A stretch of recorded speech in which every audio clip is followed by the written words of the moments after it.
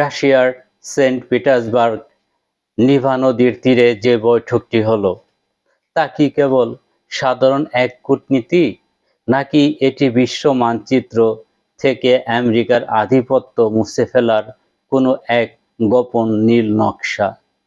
যে চিঠিতে ইরানের সর্বোচ্চ নেতা খামেনি নিজের হাতে লিখে পাঠিয়েছেন ভ্লাদিমির পুতিনের কাছে, সেই খামে কি লুকিয়ে আছে তৃতীয় বিশ্বযুদ্ধের কোনো আগাম সংকেত? এদিকে ইউক্রেনের রণক্ষেত্র, অন্যদিকে মধ্যপ্রাচ্যের আগ্নেয়গিরি। এই দুয়ের সংযোগ স্থলে দাঁড়িয়ে ইরান ও রাশিয়া এমন কোনো খেলায় মেতেছে? আরাকচির এই ঝটিকা সফর কি কেবল সাহায্যের আবেদন, নাকি তেল আর অস্ত্রের এক ভয়ঙ্কর সমীকরণ? রাশিয়া কি সত্যিই বিপদে, ইরানের পরম বন্ধু, নাকি পুতিন কেবল নিজের স্বার্থে তেহরানকে এক মরণ ফাঁদে ঠেলে দিচ্ছেন? সব রহস্যের জট খুলতে আজ আমরা নিয়ে এসেছি এক বিশেষ অনুসন্ধানী প্রতিবেদন। শেষ পর্যন্ত থাকুন। ইরানের পররাষ্ট্রমন্ত্রী আব্বাস আরাকচির অতি সাম্প্রতিক মস্কো সফর আন্তর্জাতিক রাজনীতিতে নতুন এক কম্পন তৈরি করেছে। পাকিস্তানের ইসলামাবাদ থেকে ওমান, তারপর পুনরায় পাকিস্তান হয়ে সোজা রাশিয়ার দরবারে। এই দীর্ঘ ও ক্লান্তিহীন শাটল ডিপ্লোম্যাসি বা ঝটিকা কূটনৈতিক নৈপথ্যের আসলে কি চলছে? কেন এই সময় খামেনিকে ব্যক্তিগত চিঠি পাঠাতে হলো পুতিনের কাছে? গোয়েন্দা তথ্যের ভিত্তিতে আজ আমরা বিশ্লেষণ করব কিভাবে ইরান ও রাশিয়া একে অপরের হাত ধরে আমেরিকাকে বিপাকে ফেলার পরিকল্পনা করছে এবং এই লড়াইয়ে বিশ্ব কূটনীতি কতটা ঝুঁকির মুখে। আপনারা দেখছেন ডিজিটাল নিউজ টিভি। আমি সৈয়দ মিরাজুর রহমান আছি আপনাদের সাথে।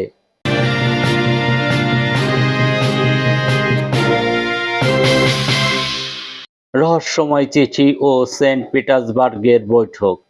গত সোমবার রাশিয়ার দ্বিতীয় বৃহত্তম শহর সেন্ট পিটার্সবার্গে এক রুদ্রদ্বার বৈঠক বসেন প্রেসিডেন্ট ভ্লাদিমির পুতিন এবং ইরানের পররাষ্ট্রমন্ত্রী আব্বাস আরাকচি।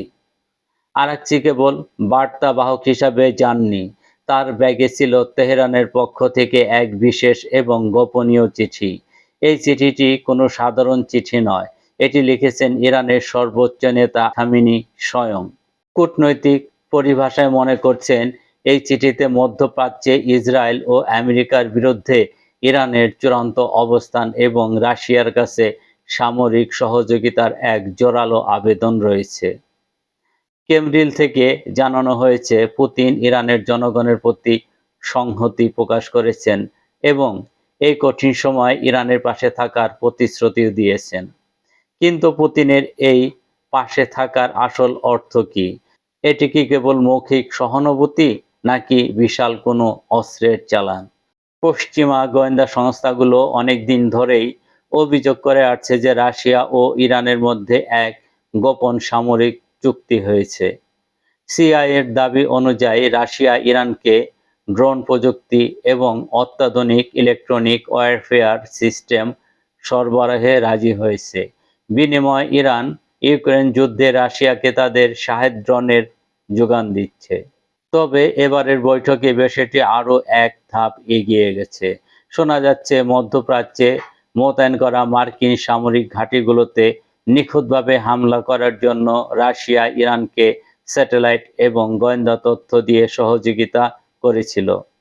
যদি এটি সত্যি হয়, তবে ওয়াশিংটন ও তেহরানের মধ্যকার এই সংঘাত আর কেবল দ্বিপাক্ষিক থাকবে না, এটি রাশিয়ার সহায়তায় এক ভয়াবহ রূপ নেবে।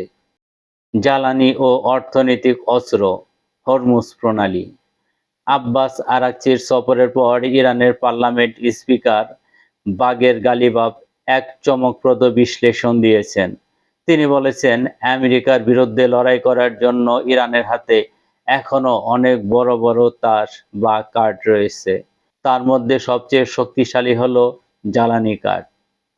বিশ্বের মোট তেলের প্রায় 1/3 সরবরাহ হয় হরমুজ প্রণালী এবং বাব আল মান্দাব প্রণালী দিয়ে। ইরান যদি এই প্রণালী দুটি আংশিক বা পূর্ণভাবে বন্ধ করে দেয়, তবে বিশ্ববাজারে তেলের দাম কোথায় গিয়ে ঠেকবে তা কল্পনা করাও কঠিন। সামনে আমেরিকায় আসছে গ্রীষ্মকালীন ছুটির মৌসুম, যখন সেখানে জ্বালানির চাহিদা থাকে সর্বোচ্চ। এই সময় যদি তেলের দাম বাড়ানো যায়, তবে তা সরাসরি ট্রাম্প প্রশাসনের এবং আমেরিকার সাধারণ মানুষের পকেটে আঘাত হানবে। আর এটি হয়তো ইরানের অন্যতম কৌশল।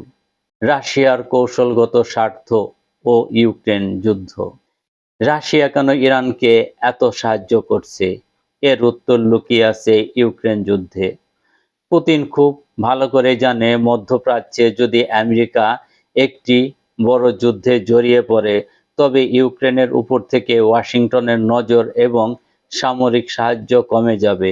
আর এটাই হবে রাশিয়ার জন্য সবচেয়ে বড় জয়। তাই রাশিয়া চাইছে ইরানকে টিকিয়ে রাখতে, যাতে মধ্যপ্রাচ্যের রণাঙ্গন সবসময় উত্তপ্ত থাকে। ইরানের অভ্যন্তরীণ সংকট। কিন্তু এই বিশাল কূটনীতির আড়ালে ইরানের সাধারণ মানুষের অবস্থা অত্যন্ত শোচনীয়। দেশটিতে বর্তমানে মুদ্রাস্ফীতি 50% ছাড়িয়ে গেছে। বেকারত্বের হার চরমে, প্রায় 20 লাখ মানুষ কর্মহীন। তেহরানের রাস্তা আজ জনশূন্য, মানুষ ক্ষুব্ধ। এই চরম অর্থনৈতিক সংকটের মধ্যে দাঁড়িয়ে পুতিনের উপর ভরসা করা ইরানের জন্য কতটা নিরাপদ? রাশিয়া কি সত্যি দুর্দিনে তেহরানের পাশে দাঁড়াবে, নাকি সময় সুযোগ বুঝে ইরানকে দাবার গুটি বানিয়ে নিজেদের পথ পরিষ্কার করবে? আন্তর্জাতিক শক্তি সংস্থার প্রধান সতর্ক করেছে যে আমরা ইতিহাসের সবচেয়ে বড় জ্বালানি সংকটের দিকে এগিয়ে যাচ্ছি। আর মস্কো বলছে তারা পাশে আছে। কিন্তু পাশে থাকার মানে কি যুদ্ধ থামানো, নাকি যুদ্ধকে আরো দীর্ঘায়িত করা, জ্বালানি যোগানো? সেন্ট পিটার্সবার্গের বৈঠকে হয়তো অনেক হাসি বিনিময় হয়েছে, কিন্তু সেই হাসির আড়ালে লুকিয়ে থাকা আগুনের লেলিহান শিখা পুরো বিশ্বকে গ্রাস করতে পারে। দর্শক, রাশিয়ার এই দ্বিমুখী নীতি কি ইরানকে সত্যি রক্ষা করতে পারবে, নাকি ইরান আসলে রাশিয়ার সাজানো কোনো ফাঁদে পা দিচ্ছে? আপনাদের মূল্যবান মতামত আমাদের কমেন্ট বক্সে লিখে জানান।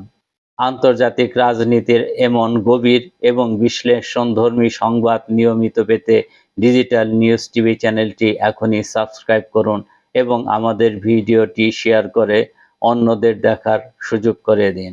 আপনাদের একটি শেয়ার আমাদের আরও ভালো কাজ করতে অনুপ্রাণিত করবে। মস্কো সফর শেষে আরাকচি তেহরানে ফিরে গেছেন, কিন্তু তিনি যে উত্তাপ ছড়িয়ে এসেছেন তা সহজে প্রশমিত হওয়ার নয়। পুতিন আর ল্যাভরভ এখন নিজেদের মধ্যে নতুন পরিকল্পনা সাজাচ্ছেন।